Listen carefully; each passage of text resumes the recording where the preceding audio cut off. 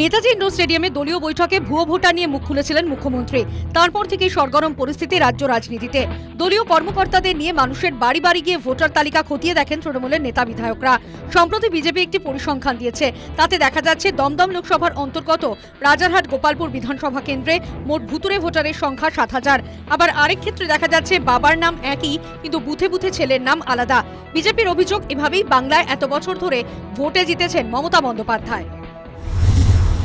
ভুয়ো ভোটার দমদম লোকসভাতে আমরা খুঁজে বের করেছি। ৫৬,০০০ ভুয়ো ভোটার আছে, তার ডকুমেন্টস আমাদের কাছে আছে। আপনাকে চাইলে আপনাকে আমি দিয়ে দিতে পারি। আর রাজারহাট গোপালপুর বিধানসভাতে ৭,০০০ ভুয়ো ভোটার আছে। এক একটা মানুষের ১০ জায়গায়, ১০টা জায়গায়, ১২ জায়গায়, ১১ জায়গায়, ৯ জায়গায় নাম আছে। এ তো তৃণমূল এইভাবে জিতে এসছে, তো তৃণমূল এবারে সেবার জিততে পারবে না। কংগ্রেসের এক সদস্যের অভিযোগ, ভোটার তালিকা সংশোধনের জন্য কেন্দ্রীয় নির্বাচন কমিশন লোক পাঠায় না, মৃতদের নামও তালিকা থেকে বাদ পড়ে না। সমস্ত ভুয়ো ভোটার তৃণমূল নিয়ন্ত্রণ করে। সামনে ১ বছর বাকি আছে ২৬-এর ইলেকশন।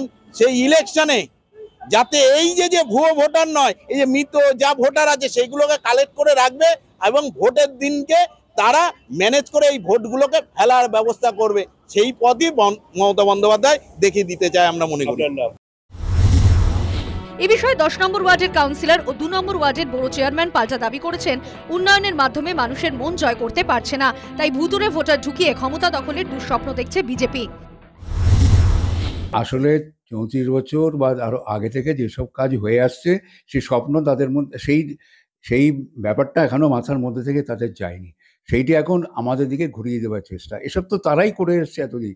পুরনো কাগজপত্র ঘাঁটলে তথ্যভিত্তিক পরিসংখ্যান দিয়ে, তাহলে তাদের আর মুখ লগোয়ার জায়গা থাকবে না। এটা বলতে হচ্ছে অস্তিত্বের রক্ষার লড়াই তাদের, তাই এগুলো বলে যাচ্ছে। ভুয়ো ভোটার নিয়ে সরব রাজ্যের প্রতিটি দল। লোকসভা থেকে শুরু করে বিধানসভার অধিবেশনও তপ্ত হয়ে ওঠে ভুয়ো ভোটার তালিকা ইস্যুকে কেন্দ্র করে। দ্রুত সমস্যা সমাধানের আশ্বাস দিয়েছে নির্বাচন কমিশন। News time.